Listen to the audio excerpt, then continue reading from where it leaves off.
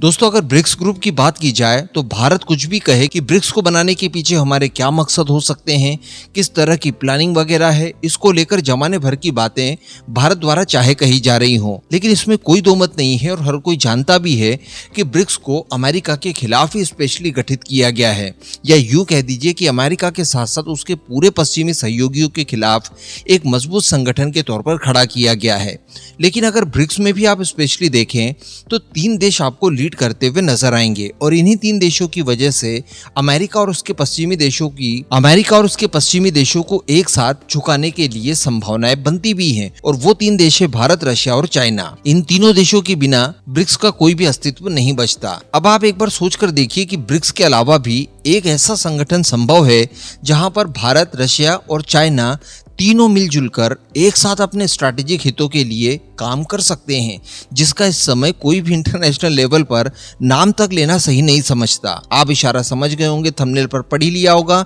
मैं बात कर रहा हूँ रिक को लेकर, यानी RIC। इसको लेकर भारत हो, रशिया हो या फिर चाइना हो, अभी तक कोई भी खुलकर इसके बारे में बात नहीं करता। लेकिन काफी लंबे समय के बाद थक हार कर रशिया के विदेश मंत्री सर्गेई लावरोव द्वारा फाइनली रिक को लेकर एक बहुत बड़ी अनाउंसमेंट कर दी गई है, और इसको लेकर बहुत सारी जानकारियां ऐसी दी है जिसको लेकर हम लोगों को पहला इतना डिटेल में पता नहीं था। तो चलिए इसको लेकर डिस्कशन करते हैं। आप बस इसी तरह की वीडियोस के लिए चैनल को सब्सक्राइब जरूर कर दीजिएगा। तो देखिए, मिलिट्री पावर हो, टेक्नोलॉजी हो या फिर इकोनॉमी वगैरह हो, अगर भारत, रशिया और चाइना एक साथ मिल जाते हैं तो बहुत आसानी से अमेरिका और उसके पूरे संगठन को काउंटर किया जा सकता है। अभी आप लोगों ने जो बाइडेन के कार्यकाल का आखिरी वो दौर देखा जब भारत, रशिया और चाइना एक्चुअली अपने स्वार्थों को साधने के लिए एक साथ एक मंच पर आए भी थे।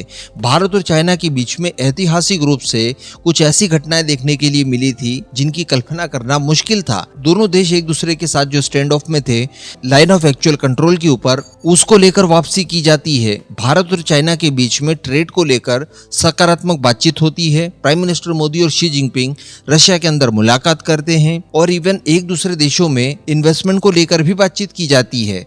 कहने का मतलब, जब आपका दुश्मन कॉमन हो तो आपको साथ आना ही होता है, और उसका उस समय काफी ज्यादा इम्पैक्ट अमेरिका के ऊपर पड़ा भी था। लेकिन डोनाल्ड ट्रंप के आने के बाद हम सभी लोगों को लग रहा था कि देखिए, ये एंटी चाइना है, शुरुआत से ही इनका स्टांस बिल्कुल वैसे ही रहेगा और रिक जैसे किसी संगठन की कोई आवश्यकता नहीं पड़ेगी। भारत, रशिया को यहाँ पर स्पेशल ट्रीटमेंट मिलेगा, और इस बहाने रशिया भी काफी हद तक चाइना के प्रभाव को कम कर पाएगा। भारत को एक मौका मिलेगा कि रशिया को चाइना से कुछ हद तक और दूर ले जाकर अपना इन्फ्लुएंस उसके ऊपर चढ़ाया जाए, और वही एग्जैक्टली काम अमेरिका भी करने जा रहा है, क्योंकि मेन विलन जो है वो एक्चुअली चाइना है। इस बात को भारत तो रिकॉग्नाइज करता है, रशिया भी दबे मन से करता है, और अमेरिका में डोनाल्ड ट्रंप तो करते ही आए हैं।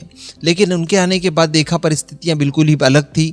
भारत और रशिया को किसी तरह का कोई स्पेशल ट्रीटमेंट मिलना तो दूर की बात, पिछले कुछ समय से बिल्कुल जो बाइडेन जैसी ही परिस्थितियों का सामना करना पड़ रहा है। भारत को लेकर आपको बताने की आवश्यकता नहीं है, रिसेंटली रशिया को लेकर भी डोनाल्ड ट्रंप ने काफी कुछ बकवास की है। इवन अतिरिक्त सैंक्शंस भी इनके ऊपर इम्पोज करने की बात कही गई है। अब इन सबसे त्रस्त होकर सर्गेई लावरोव द्वारा एक इंटरव्यू के दौरान इसी ट्राइलेटरल ग्रुप को लेकर खुलकर बात की गई है। उन्होंने पहले तो आरोप लगाया कि नाटो ग्रुप सरेआम भारत और चाइना के खिलाफ साजिशें करते हैं और इन्हें फंसाने की कोशिशें करते हैं। इसके अलावा उन्होंने स्पष्ट रूप से यह भी कह दिया है कि मॉस्को भारत, चाइना और रूस के इस ट्राइलेटरल ग्रुप में इंटरेस्ट रखता है और इसके भीतर होने वाली गतिविधियों का पुनरुत्थान करने के लिए सार्वजनिक तौर पर अपनी इच्छाएं प्रकट करता है। आगे उन्होंने इंटरव्यू में ये भी कहा कि भारत, चीन और रूस बहुत ही जल्दी इसके प्रारूप के ऊपर काम करने जा रहे हैं, जिस कॉन्सेप्ट को आज से कुछ सालों पहले रशिया के पूर्व प्राइम मिनिस्टर येवगेनी प्रिमाकिव द्वारा स्थापित किया गया था। इसको लेकर यह भी बताया जा रहा है कि आज तक रिक को लेकर लगभग 20 बार बैठकें भी आयोजित की जा चुकी है। इसके साथ साथ तीनों ही देशों के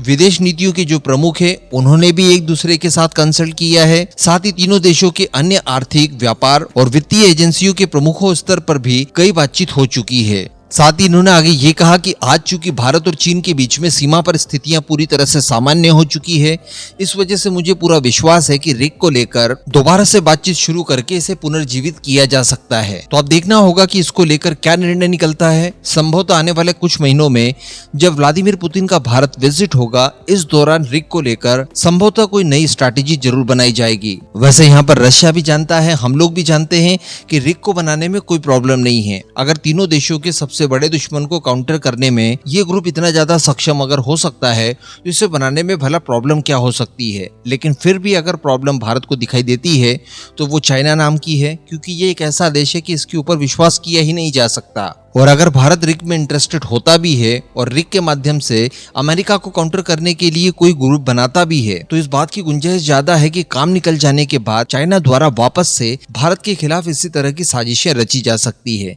इन सब चीजों की अगर गारंटी वगैरह मिल जाए, कोई ऐसी चीज निकलकर सामने आए जिससे भारत आश्वस्त हो जाए, तो संभव है कि इस ग्रुप का पुनर्निर्माण किया जा सकता है।